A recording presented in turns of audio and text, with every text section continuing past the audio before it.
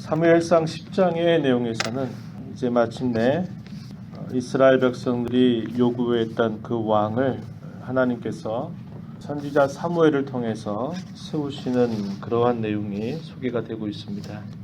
사무엘에게 이제 기름을 부어서 하나님께서 그를 왕으로 구별하셨다라는 것을 표하는 내용이 이제 앞부분에 소개가 되고 있습니다.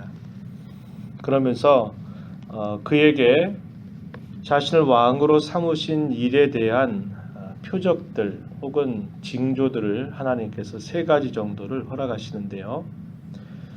그 내용이 어떤 내용이냐면 사울에게 사무엘이 하는 말이 2절 이하에 보게 되면 이렇게 소개되고 있습니다. 라헬의 묘실 곁에서 2 사람을 만날 것이다 라는 이야기를 하고, 2번째 징표로서는 다볼 상수리 나무에서 베델로 올라가는 중에 3 사람을 만나게 될 것이다 이렇게 소개했습니다. 그리고 마지막 3번째 징표가 뭐냐면 하나님의 산에 있는 블레셋 사람의 영문에서 많은 선지자들의 무리가 내려오면서 예언을 하게 될 것을 볼 것이다 이렇게 사울에게 그러한 표징을 말씀을 해주고 있습니다. 2절 이하에 보게 되면 그 내용들이 쭉 소개가 되는데요. 6절 가서 보시면 너희는 여호와의 영이 내게는 여호와의 영이 크게 임하리니 너도 그들과 함께 예언을 하고 변하여 3 사람이 되리라 이렇게 말했습니다. 많은 예언자의 무리들이 내려오는 중에 이 사울이 함께 하면서 그들과 더불어서 함께 예언을 할 것이다. 그리고 너의 모습이 이전의 모습이 아닌 새로운 사람으로 변화될 것이다 라는 사실을 사무엘이 이렇게 말하는 것입니다. 그리고 이러한 징조들이 당신에게 임하거든 기회를 따라서 행하라, 하나님께서 함께 하신다 이렇게 말을 하는 것입니다. 그리고 나서 이러한 징표가 실현되거든 길갈로 내려가 있으라고 이야기하면서 거기에서 행할 일들이 무엇인가를 알려줄 때까지 일주일 동안을 기다리라 이렇게 사무엘이 말합니다. 그래서 그러한 말을 듣고 그가 가는 중에 이렇게 묘사했던 3가지 징조들이 다 하나씩 다 이루어지는 일들을 그가 경험하게 되면서 놀라운 것은 마지막에 예언했던 그런 징조처럼 그가 예언한 선지자들의 예언자들의 무리에 함께 껴서 그들과 함께 예언을 하는 경험을 하게 됩니다. 그랬더니 사람들이 그 일들을 보면서 깜짝 놀라는 거죠. 11절 말씀해 보니까 전에 사울을 알던 모든 사람들이 사울이 선지자들과 함께 예언함을 보고 이렇게 말하는 겁니다. 기스의 아들이 아니냐는 거죠. 기스의 아들에게 도대체 무슨 일이 일어난 건지 모르겠다. 사울도 선지자들 중에 있느냐? 저 사람도 예언하는 사람 가운데 있느냐? 저 사람도 선지자냐? 이러한 반응을 사람들이 보이게 돼서 이것이 하나의 속담처럼 되었다 이렇게 표현합니다. 12절에 보면 그러므로 속담이 되어 이르되 사울도 선지자들 중에 있느냐. 사람들의 입가에서 입가로 속담처럼 퍼지면서 그 기스의 아들이 선지자의 무리에 그가 있었느냐라고 하는 말을 하게 되는 것입니다.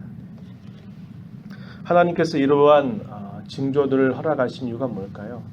그 자신도 아버지의 잃어버렸던 암나귀를 찾기 위해서 먼 걸음을 떠나오던 중에 4일 동안이나 3일 동안이나 그가 헤매다가 사무엘이라고 하는 선견자가 있다고 하는 소식을 듣고 그 선견자에게 찾아가서 어떻게 할까를 길을 묻던 중에 뜬금없이 그를 하나님께서 이스라엘의 초대 왕으로 세우시게 되는 그런 과정을 그가 겪으면서 어떻게 나 같은 사람이 이스라엘 나라의 왕이 되겠느냐 하는 의구심을 감출 수 없었을 것입니다. 하나님께서는 항상 자신의 일을 하는 그런 사람들을 부르실 때에는 구별하시게 되고요. 구별하신 일과 함께 자신이 하나님 앞에 구별되었다고 하는 사실들을 여러 표적들을 통해서 그것을 하나님이 보여주시면서 그 일들을 감당할 수 있도록 그의 마음을 준비시키시고 이끌어 가신 분임을 우리가 알게 되는 겁니다. 그로 하여금 길갈에서 거기서 행할 것을 가르칠 때까지 일주일 동안을 기다려라 이렇게 말하는 겁니다.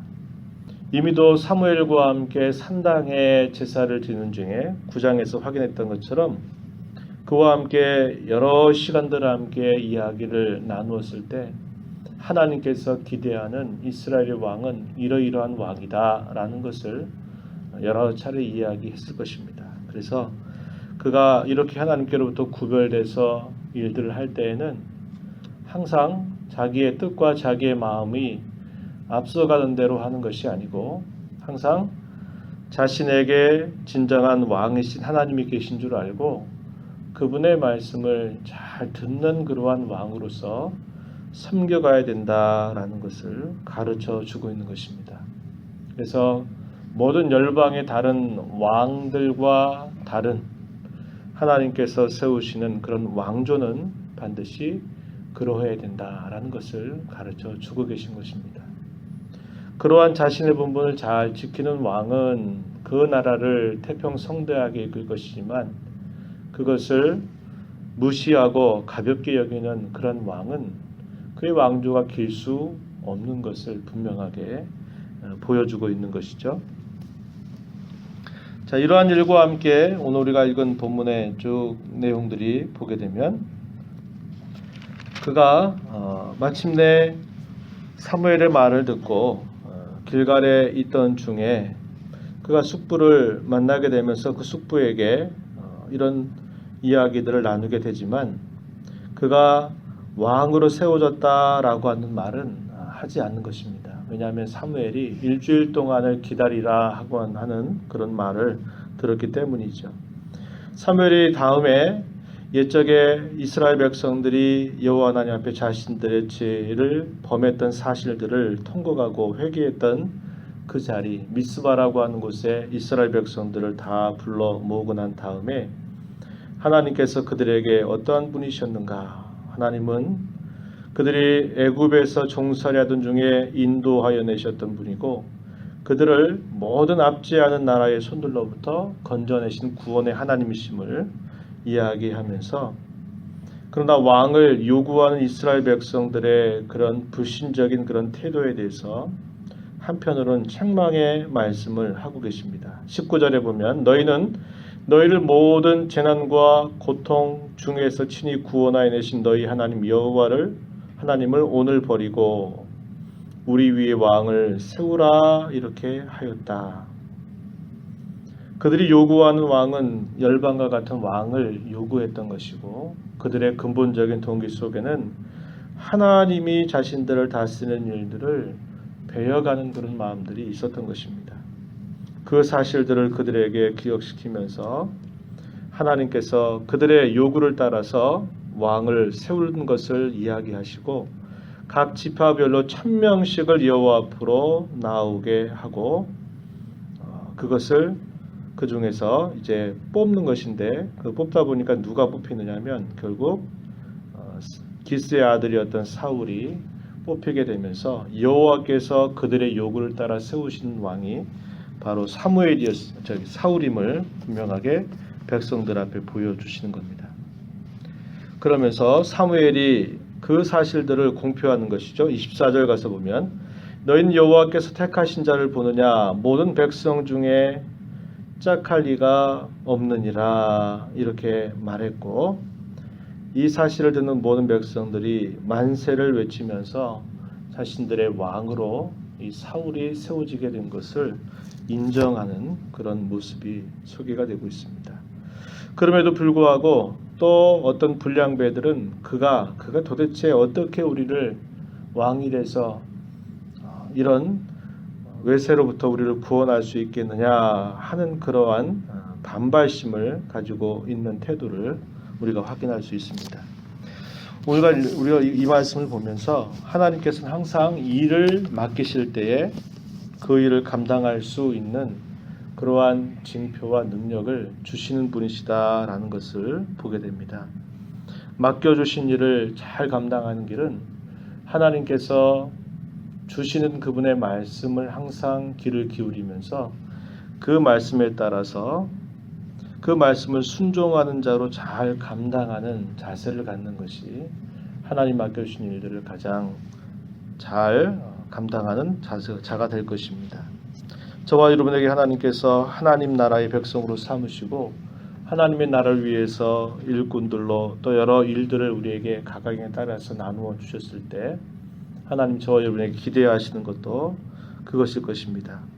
나는 할 수 없다라고 하는 자세를 갖기보다는 내게 맡겨주실 때에 그 일들을 감당할 수 있는 힘과 또 능력을 우리에게 주시는 줄 알고 무엇보다도 그분이 우리에게 원하시는 것이 무엇인가를 잘 살피는 자세를 가지고 항상 하나님의 말씀을 듣는 자로서 그분이 우리에게 주시는 이런 섬김과 봉사의 기회들을 그분의 말씀을 따라서 성실하게 잘 감당하기를 하나님은 저와 여러분에게 요구하고 계심을 잊어서는 안 될 것입니다. 우리의 사는 인생이 길지 않은 인생이고 짧은 인생 가운데 하나님이 이러한 일들을 충성되이 여기셔서 여기신 줄 기억하고 여러분들에게 교회 가운데 주어져 있는 여러 일들을 성실하게 주신 기회를 성실하게 잘 감당하고 하나님의 말씀을 언제나 귀를 기울여서 그분의 뜻과 마음을 헤아리면서 감당하는 우리 모두가 되기를 진심으로 바랍니다. 하나님 아버지 감사드립니다. 저희들에게 생명과 호흡을 허락하시고 오늘도 주의 면전으로 저희들을 인도해 주셔서 하나님께서 저에게 주시는 말씀을 들음으로 또 이 하루를 허락하신 기회인 줄 알고 살아가게 해주셔서 감사합니다. 하나님께서 저희들에게 무엇인가를 맡겨주실 때에는 저희들을 충성되이 여기셔서 맡겨주신 줄 알고 그 일들이 하나님이 저희들에게 세워주시는 것을 알고 그 일을 감당할 때에는 그 일들을 감당할 수 있는 능력도 저희들에게 주시는 줄을 저희가 분명히 알고 언제나 저희들을 세워주신 하나님의 뜻과 마음에 언제나 귀를 기울이면서 성심으로 하나님의 교회, 하나님의 일을 섬겨갈 수 있는 저희 모두가 되도록 인도하여 주옵소서. 주의 말씀보다 앞서지 않게 하시고 주님의 말씀에 처지는 자들 되지 않도록 인도하시고 하나님의 마음을 잘 드러내는 그러한 종들로 하나님을 기쁘시게 하며 주의 몸된 교회를 유익되게 하는 저희 모두가 되게 하여 주시옵소서.